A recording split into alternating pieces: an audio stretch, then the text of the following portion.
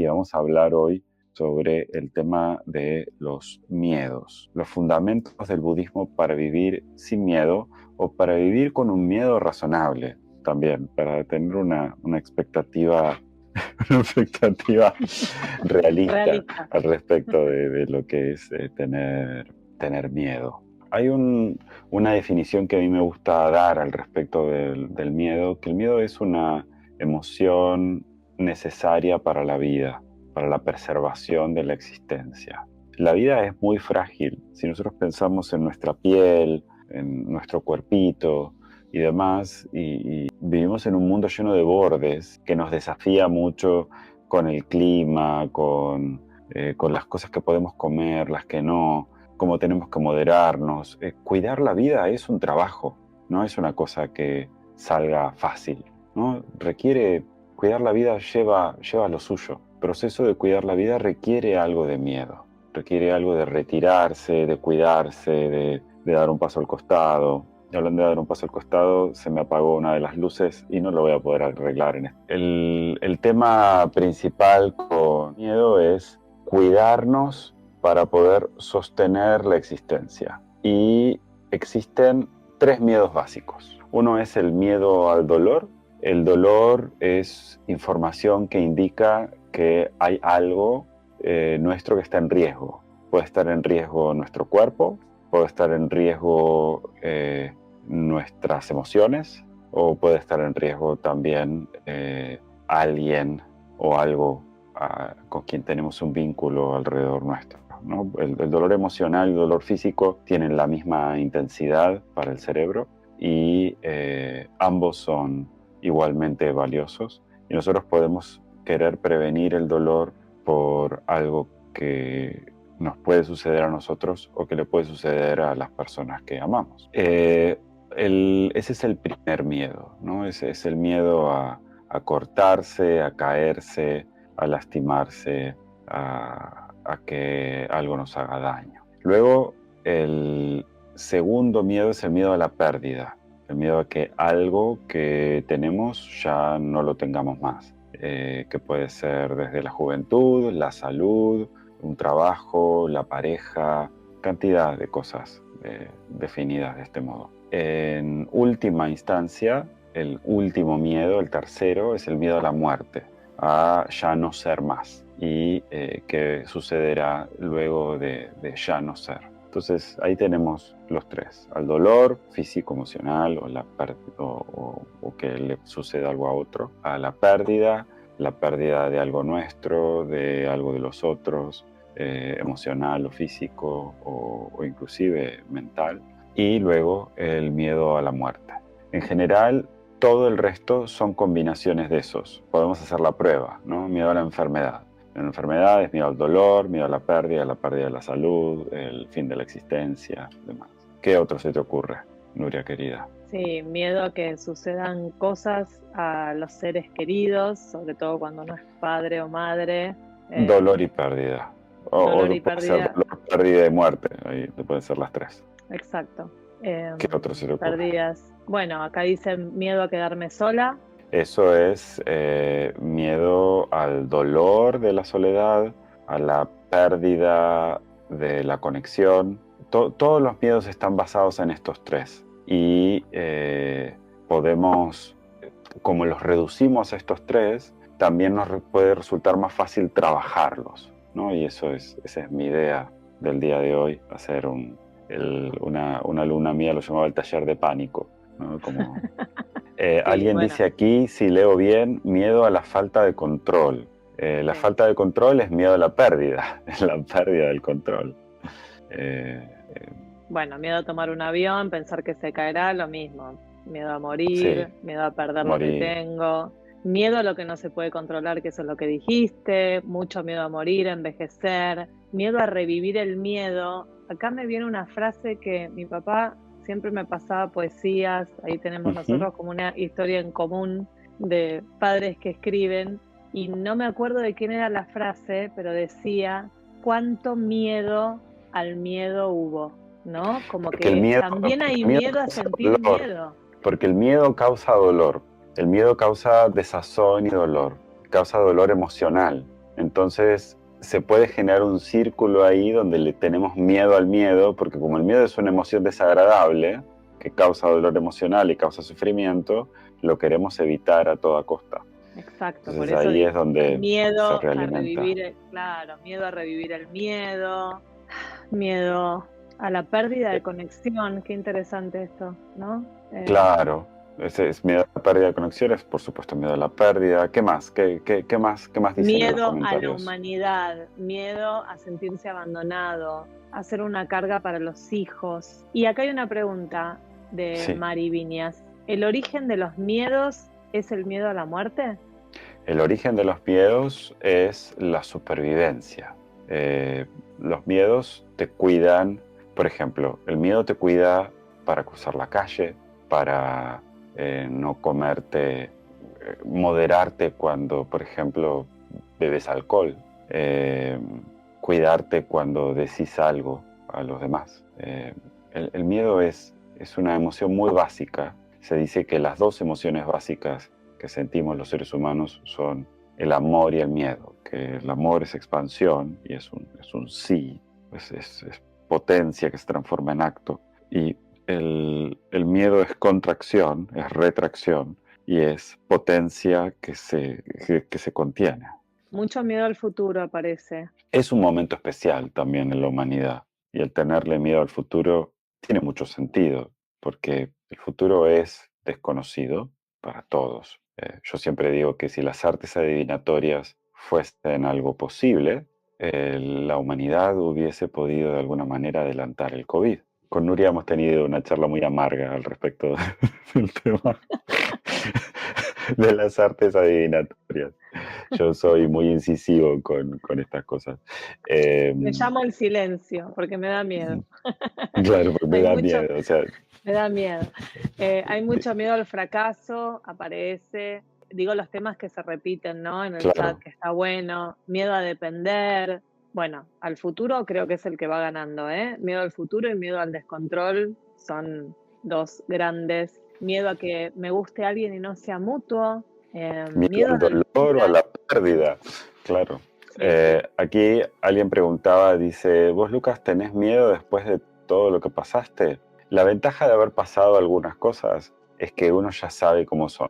Y también aquí, gran ansioso, mi mente tiene una tendencia natural al miedo y a la ansiedad. Esas son como mis emociones medio automáticas, son el miedo y la ansiedad.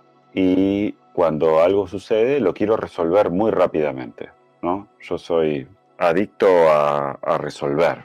Esto Nuria, que me conoce detrás de bambalinas, sabe que ella me tira un problema y yo a los 30 segundos, no, 30 segundos es mucho, a los 10 segundos le estoy diciendo, vamos a hacer esto, ¿no? Entonces, ya está, hacemos esto, lo dejamos resuelto. Eso me ayuda a mí a controlar un poco la ansiedad, pero a decir verdad es una ficción porque no siempre puedo hacer todo lo que digo que voy a hacer.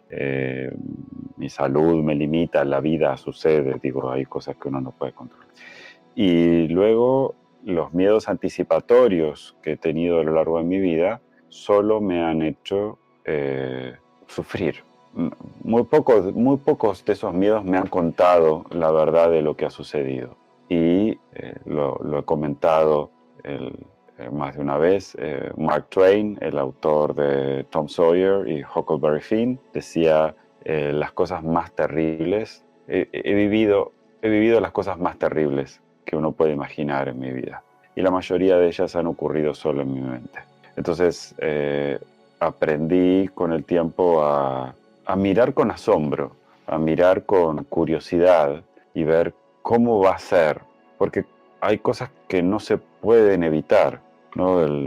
A lo largo de mi vida muchas veces me encontré con el diagnóstico de mi tumor cerebral y lo que siguió después a eso. Me encontré con este sentido del humor que tiene la vida, que después de haber trabajado tantos años en hospicios y con gente con diagnósticos de cirugías y lesiones cerebrales, enseñándoles a aceptar la realidad de lo que estaban viviendo, que la vida que se imaginaban no era ni nunca había sido, que el diagnóstico es el momento en el que te das cuenta, pero no es el momento en el que comenzó. Y entonces hace 5 minutos antes de que te dijesen que tenías lo que tenés, también lo tenías y vivías feliz, ¿no? Entonces, ¿qué diferencia hay? Mientras estás bien, ¿no? ¿Qué te dice el cuerpo? Todo ese tipo de cosas que yo le decía a la gente, de repente vinieron a morderme por detrás y me las tuve que empezar a aplicar a mí mismo. Y las verdades del budismo me han ayudado a mirarlo con curiosidad, inclusive cuando la salud está más desafiada o están estas consecuencias posteriores a la cirugía cerebral y lo que puedo hacer y lo que no puedo, lo que necesito descansar o cosas para las que necesito asistencia. Una de las cosas con las que me llevo horrible es ser dependiente. No me gusta. No me gustó nunca. Digo, tenía 15 años y no me gustaba ser dependiente. Y ahora con 52 me ofusca un poco todavía y eso es algo en lo que tengo que trabajar. Algunas cosas o tengo que dejar de hacerlas o tengo que decir que no o tengo que aceptar ayuda. Eso es una realidad. Hoy lo aceptaste, hoy estás bien. La acepté.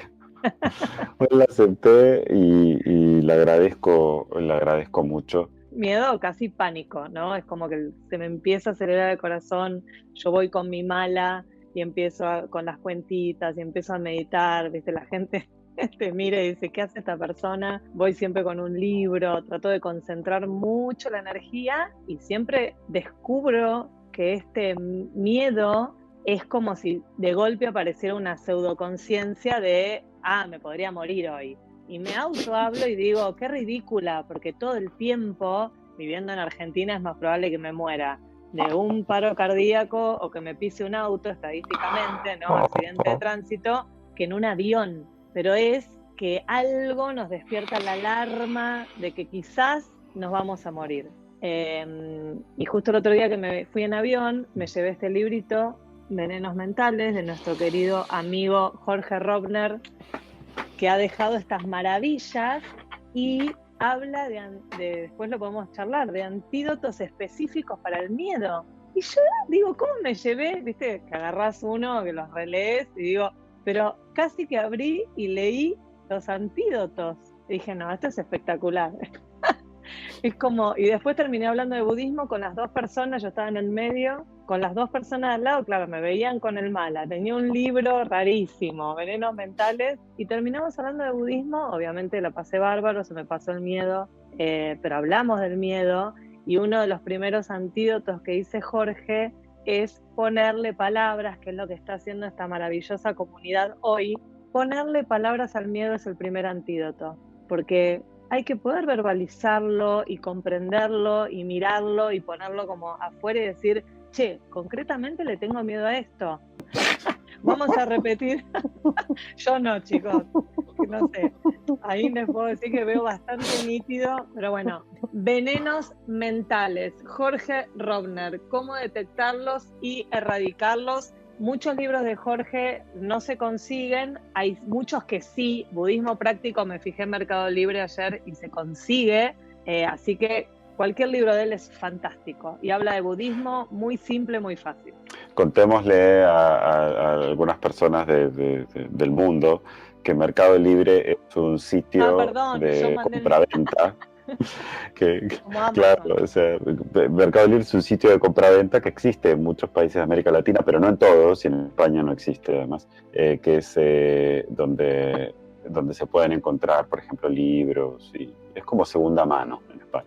Originalmente esta charla sobre los miedos iba a ser algo que íbamos a hacer con Jorge y que lo habíamos planificado hacer así. Perdón si me pongo monotemático y me pongo así sentimental y saco el violín y hablo de Jorge mucho porque para mí ha sido un gran maestro y creo que todo el mundo debería conocer su amoroso trabajo. ¿Qué otros remedios contra el miedo proponía Jorgito en esa lista? Vamos a mirarlos. Bueno, primero esto, revelarlos, ¿no? Uh-huh.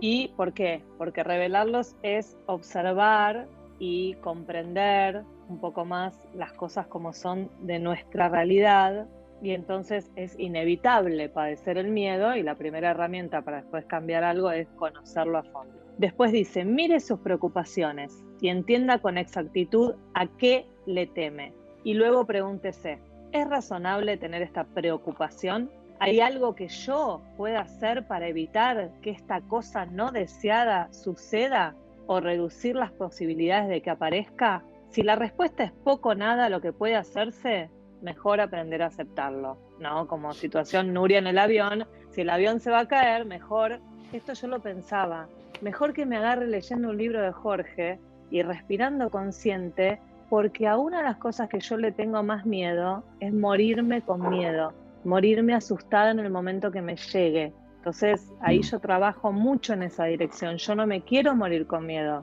yo me quiero entregar y me quiero ir muy presente.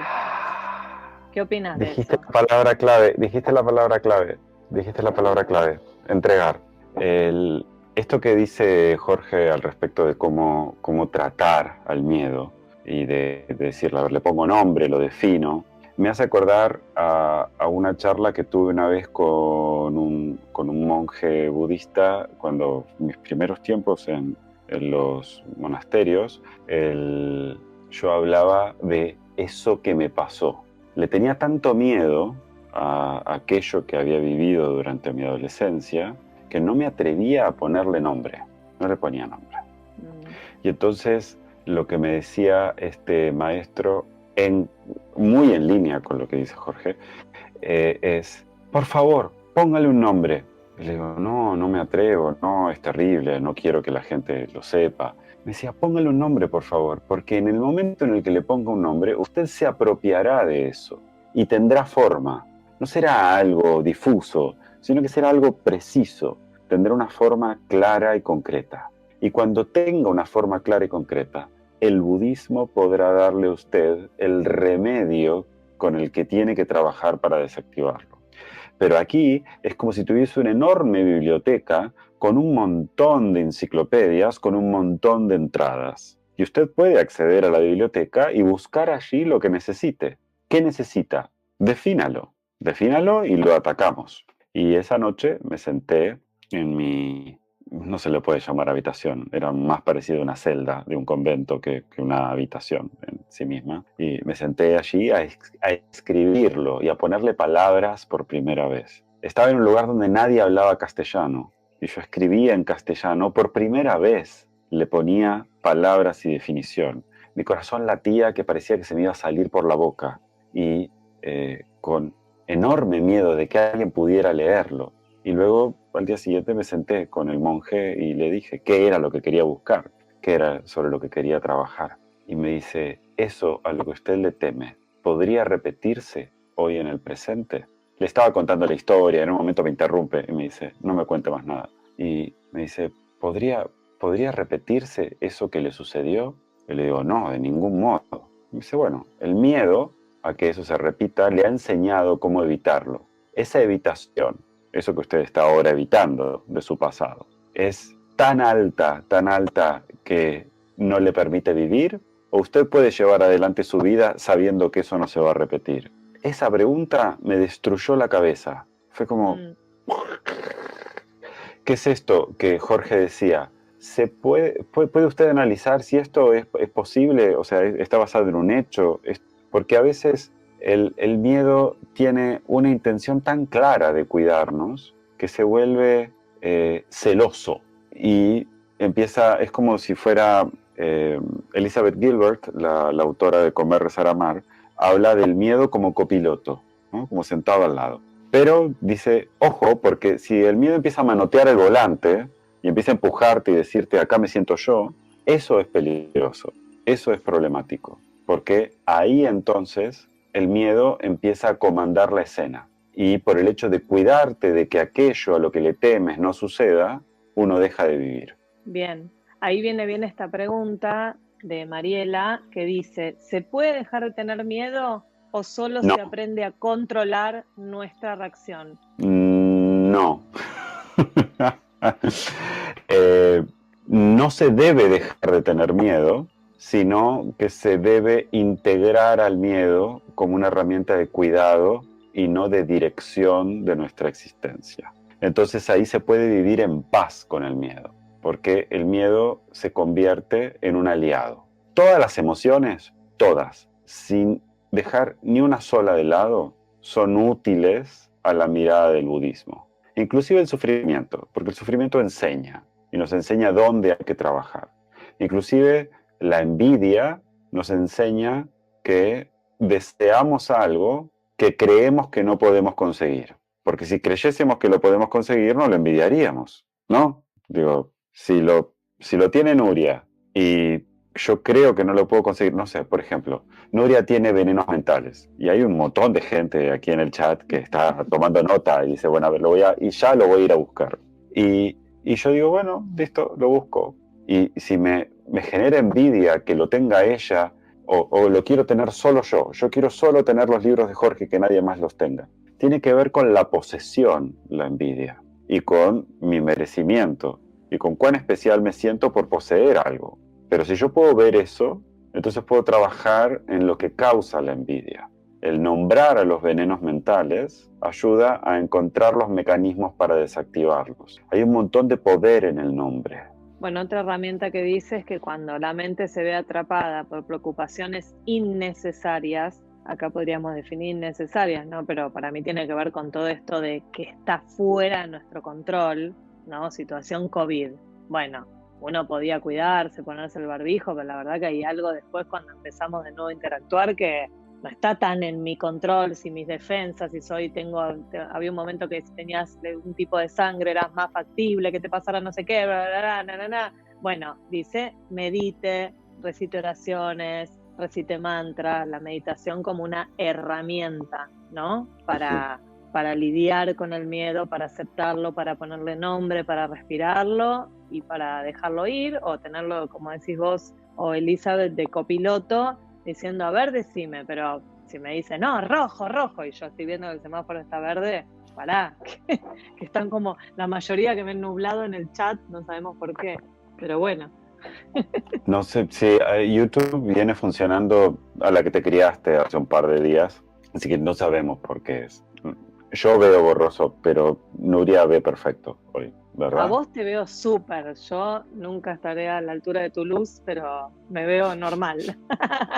Acá subrayaste, si el miedo está en el futuro, en un problema de salud, ¿qué te puede agravar tu bienestar?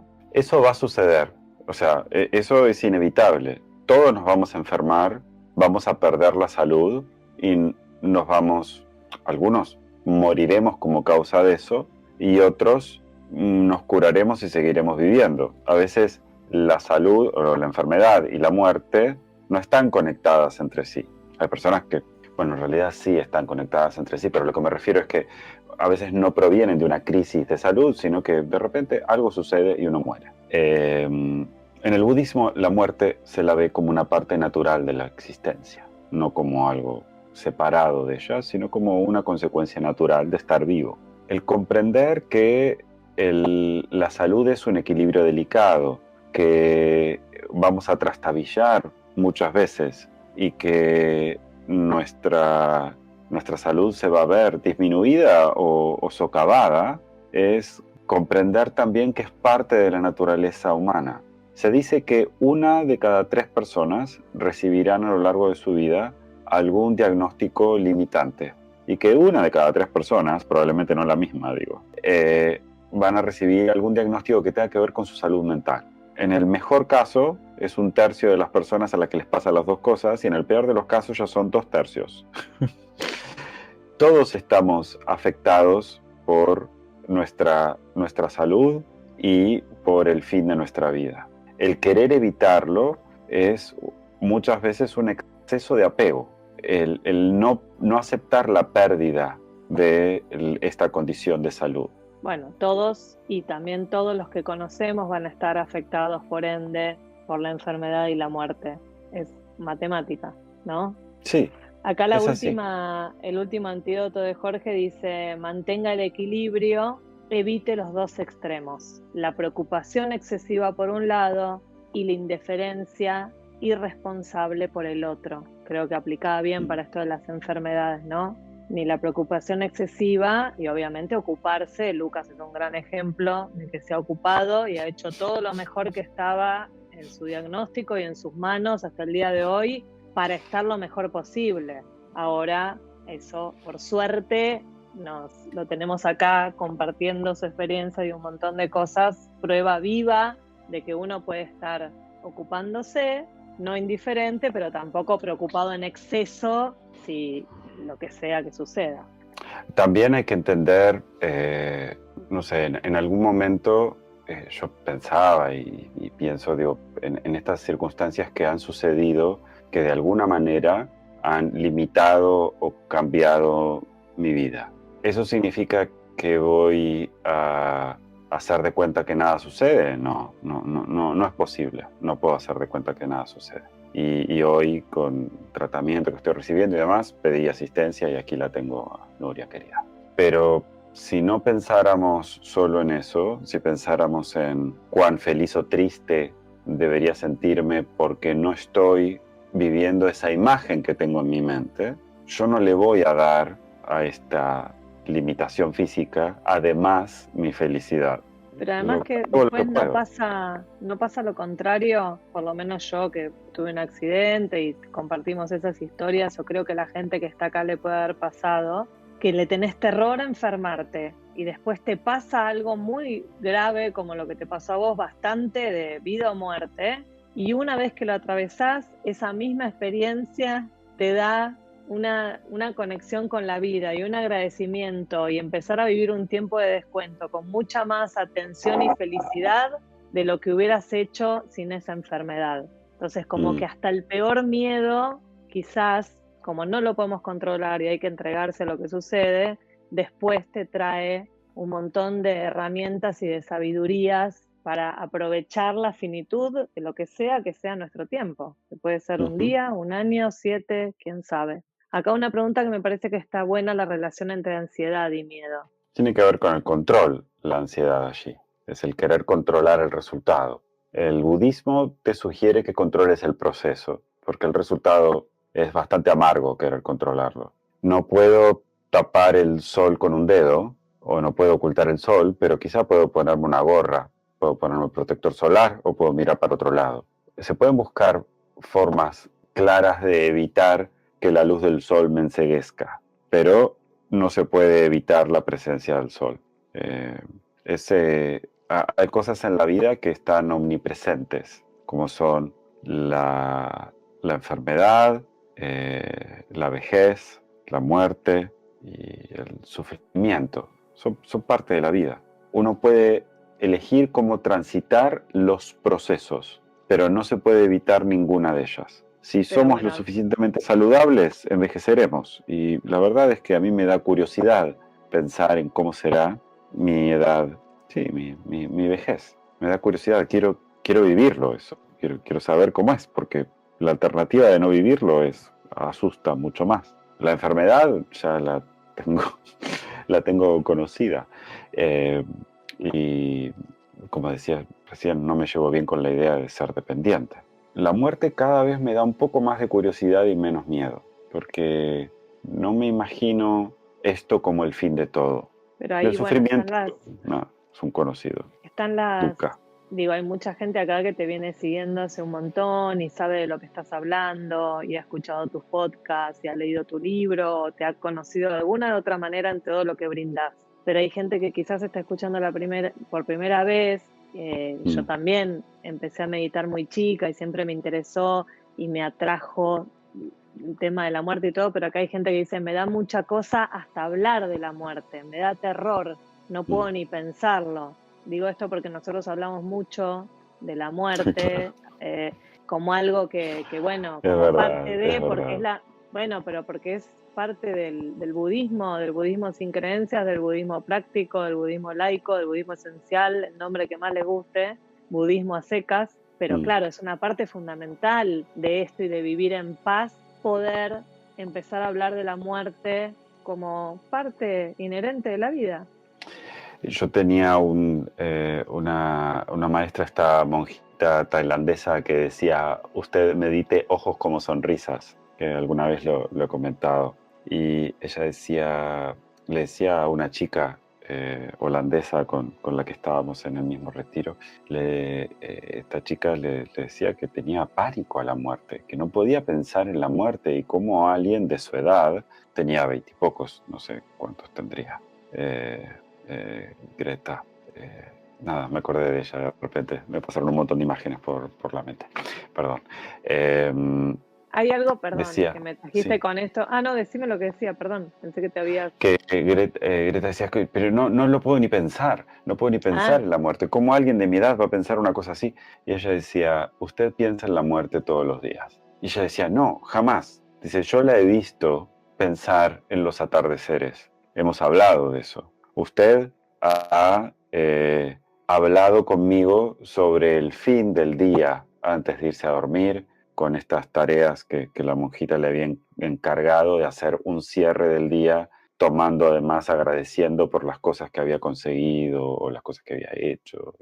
Usted habla todo el tiempo de aquello que se va a terminar en su vida y todo lo nuevo que va a comenzar. Usted está todo el tiempo hablando de la muerte y se está beneficiando de la muerte para empezar cosas nuevas y disfruta de finales. Esto, compañera, en vez de ser pequeñas muertes, es una más grande. Pero luego de todas esas muertes que usted ha vivido, esos finales de día, esos atardeceres, esas cosas que terminan en su vida y empiezan, todo eso ha dado lugar a otra cosa que ha venido después. ¿Usted cree que la naturaleza es tan extraña que todo empieza de nuevo y usted no? A mí me convenció, a ella no, pero a mí me convenció con eso. muy bueno. Por eso Bueno, se me cruzan imágenes de Greta por la cabeza porque ella estaba muy enojada.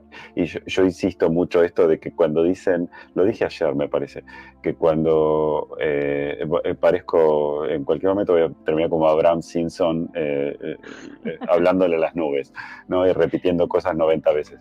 Pero creo que lo dije ayer, que no es que el maestro aparece cuando el alumno está listo, sino que nos damos cuenta. Y yo cuando recordaba recién esto que Greta, que esta monja le decía a Greta, en mi cabeza fue como... Porque Greta, no sé si lo aprovechó o no, me preguntaba, digo, ¿dónde estará Greta ahora? ¿Cuántos años tiene Greta? ¿Lo habrá aprendido? Porque, nada, Greta debe tener ahora 48, más o menos. claro. Y, Bueno, es así. Digo, acá vienen todas las herramientas de, me parece, del curso y de todo lo que se trata de transmitir con todo esto, porque además el miedo también tiene que ver con lo que hablamos siempre, con los cuentos narrativos. No es solo la emoción del miedo, sino todo lo que mi mente empieza a disparar por esa emoción con los cuentos claro. narrativos, que siempre son negativos y siempre van a tener finales horribles, y cómo Ujú. aprender, empezar a reeducar, ¿no?, nuestra mente a través del entrenamiento y de las herramientas para estar alertas y cuando aparece el miedo ponerle palabras y hacer este trabajo que decía Jorge, bueno, pero es posible, yo puedo hacer algo para evitar este miedo o simplemente tengo que aceptarlo y entender que es parte de la vida y eso no es que es, ay, me ilumine mañana, sino día a día y día a día.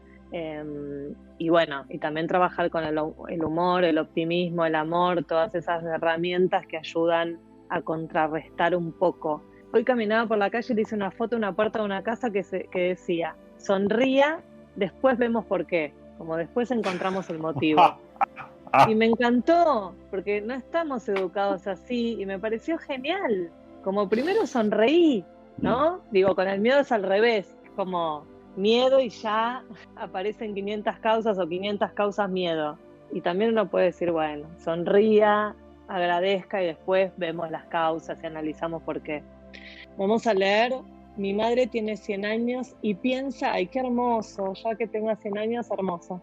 Y piensa y dice, cuando yo sea vieja, quiero, y quiero puntito suspensivo, debe querer miles de cosas, obvio, la amamos. Y yo siento una felicidad inmensa. Para ella, el ahora le permite seguir adelante, es una genia. Está muy bueno ese documental de Netflix, que no sé si está en todos los países, pero que es La gente que vive 100 años, un investigador que se pone a ver por qué las Lo he personas visto, viven 100 lo he años. visto, sí, sí. Las zonas Bueno, azules se llama. Las zonas azules, véanlo porque es maravilloso y parte de lo que él investiga es propósito, momento presente, Mm. alegría. A mí me gustaría saber qué es esto que está reaprendiendo por tercera vez, pero caben dos posibilidades. Que sea algo que no tenemos otra alternativa que enfrentarlo, o es algo que seguimos buscando sin encontrar. No pueden ser más que eso, digo. O no sé, alguien me traiciona y es la tercera vez que alguien me traiciona y entonces, no sé, tengo que empezar de nuevo. O es la tercera vez que intento conseguir algo, un trabajo o una relación, lo que sea, y no lo consigo. Son las dos posibilidades. Si es algo que estoy buscando y no consigo, también debería estar en mi naturaleza aprender a disfrutar de los tránsitos hacia aquello que quiero conseguir. Es decir, hay personas que solo disfrutan de sus vacaciones cuando llegan al punto al que quieren llegar, pero no el viaje que hacen hasta el lugar donde comienzan sus vacaciones. Por ejemplo, tu viaje en avión. Uno puede incorporar al viaje como parte del proceso, porque luego, si las vacaciones resultan como uno se las imagina, buenísimo, pero en general nada es como uno lo imagina. A mí eso me hace acordar a un evento que he visto suceder mucho, que es los padres que llevan a sus niños a los parques de diversiones, los parques de atracciones. Los niños sueñan con ese día y se imaginan un día perfecto. Y los padres que nunca han llevado a sus hijos a estos parques también se imaginan un día perfecto. Pero cuando estás ahí, el nivel de tensión que hay es tan grande que nada es perfecto. Todo es terrible y todo es muy intenso. Entonces, si uno disfruta de los procesos en vez de enfocarse en el resultado, si el resultado es como uno lo imagina, buenísimo. Pero si no lo es, al menos uno ha disfrutado del proceso. Entonces, yo pienso en algo que no es lo que decía Body Steel, Dance Extreme, sino que es algo que lo he escuchado mucho decir: quiero una pareja, ¿por qué no la consigo? Y el budismo te diría: no lo sé, quizá no sea para ti esta vida tener eso, pero mientras tanto, ¿disfrutas de la vida? Puedes disfrutar de lo que tienes con lo que tengas. Luego, si consigues lo que quieres, es un plus, es más todavía. Pero somos capaces de disfrutar con lo que tenemos, porque la vida puede no tener más que esto. La vida puede no ser más que ahora, que es esto que hablaba Nuria, de decir, bueno, y si se acaba ahora, ¿cómo es? ¿Cómo me quiero morir? En mi caso, si el 17 de septiembre de 2017, yo luego lo supe, tuve un síncope, no sabía qué era, pero sentí que me moría, literalmente, y era consecuencia del tumor cerebral que estaba haciendo presión en la médula espinal. Y lo primero que pensé era si le había dicho que lo amaba a mi marido cuando se fue, había salido del hotel. Y en ese momento sentí y dije, bueno, si es así como me voy a morir, estaba en el baño del hotel, de rodillas ya porque no me podía sostener, y sacudiéndome, y dije, bueno, listo, esto se acaba acá, esto es el final. Si es el final, ¿qué, hay algo que hubiese debido hacer?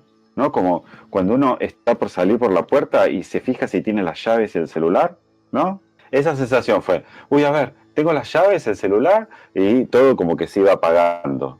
Y lo primero, prometo que lo primero que pensé fue eso, si le había dicho que lo amaba cuando se había ido a comprar vinilos en tiendas de segunda mano. Y es el día de hoy que siempre pienso que si mi vida se fuese a acabar esta noche, mañana no me levanto, mi vida es hermosa como es. Estoy acá charlando con ustedes. Igual, igual yo te voy a hacer que te vayas a descansar en cualquier momento. Y me Lo tenés que sé, tener lo sé, miedo. Más vale que lo me sé. tengas miedo. Voy a leer en Respeto, esta. miedo como copiloto, no al volante. No me va a paralizar el miedo, pero vamos a reírnos al respecto de eso, pero sí, es verdad, voy a cerrar eso. En esta Eh, dirección, lo que quiero sí, leer, hermoso, que dice: nos siento tremendamente humanos en este vivo, cercanos estemos donde estemos. Es que Así es. es eso, eso es una de las cosas que a mí me interesa transmitir en los cursos y lo que compartimos. Que haya herramientas posibles, que haya una mirada humana, que sea una cosa circular, ¿no? Donde todos valemos lo mismo, no donde alguien da cátedra y muestra un PowerPoint, sino que sea algo real, de persona. Con Nuria nos conocimos durante la pandemia, ¿no? Sí, encerrados. Haciendo el curso anual con Jorge Rovner, el de psicoterapia Psicoterapia, basada en el budismo. ¿Perdón? psicoterapia Zen, sí. Psicoterapia Zen. Y yo era el coequiper de Jorge, el que lo llevó de la mano a hacerlo online. Y ahí hicimos nuestro camino, empezamos nuestro camino juntos. Y siempre en esos espacios nos juntábamos los martes por la noche y hablábamos de estos temas, de la misma manera que lo hacemos ahora. Y creo que eso hace que las experiencias del budismo sean valiosas y aplicables, que no sea una cosa catedrática, sino que sea una vida real. Creo que es lo que lo hace más amoroso. Vamos a meditar y te Vamos a mando a la meditar cama. 5 minutos y me manda a la cama. Eh, Vamos entonces a prestar atención a nuestra respiración y vamos a empezar a calmarnos, a bajar de revoluciones. Les voy a pedir que si están sentados en una silla, se descrucen de piernas y dejen que las plantas de los pies empujen hacia el suelo ligeramente. Sientan el peso de los isquiones, los huesos sobre los que nos sentamos, y dejen que la espalda se despegue del respaldo. ¿Sí? Pueden estar de pie si lo desean y pueden elegir hacerlo con ojos abiertos o con ojos cerrados. Las palmas de las manos pueden estar sobre las piernas o una sobre otra, tocándose la punta de los dedos, y eso descansando en el regazo. Una media sonrisa y prestar atención al aire que entra y sale por las narinas. Si es posible, que el aire baje hasta el abdomen y que se sienta el abdomen que se expande y se contrae de manera rítmica y suave.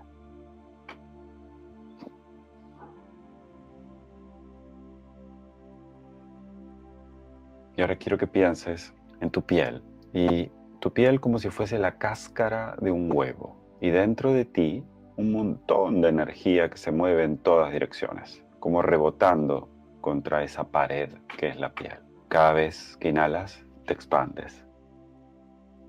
Y cuando exhalas, te contraes. Y esa energía rebota en todas direcciones. El miedo es una fina capa que te rodea por fuera y que te protege de aquello que está afuera. Y el miedo se hace una delgada capa para que pueda protegerte del afuera, pero te permita ver y conectarte al mundo. Ese ser delicado y sutil que eres no se disuelve en el todo y es a su vez un vehículo para conectarte con el todo. Si sientes que el miedo es una capa muy gruesa que te separa de la realidad, solo en este ejercicio lo afinas amorosamente para poder ver un poco más allá, con curiosidad, como alguien que abre la puerta para descubrir un mundo completamente nuevo. En este momento, nada sucede. En este momento, estás bien. Todo aquello a lo que le temes no sucederá en los próximos 3 minutos. De eso tengo la certeza. Eso es así. Estás aquí y durante los próximos 3 minutos, el miedo simplemente está para protegerte. No está al volante. Respira soltando la tensión, reconociéndote en este momento segura, seguro, presente. Y el miedo se afina un poco más y el mundo se vuelve un poco más transparente. Como si fueras un niño que se asoma a un balcón, puedes ver el mundo sabiendo que el mundo en este momento, durante esta meditación, no puede hacerte daño. Observa las sensaciones físicas que genera esta presencia en armonía y en seguridad. Simplemente observa y disfruta este momento que también pasará. Ahora inhala profundo, subiendo tus manos hacia el cielo, junta las palmas y como si trayeses energía desde donde te la imagines. Al exhalar, manos en el centro de la frente, simbolizando tu mente. Pulgares sobre el mentón, simbolizando tu respiración. Pulgares en el centro del pecho, simbolizando tu cuerpo. Esas tres dimensiones unidas en amorosa presencia. Muchas gracias.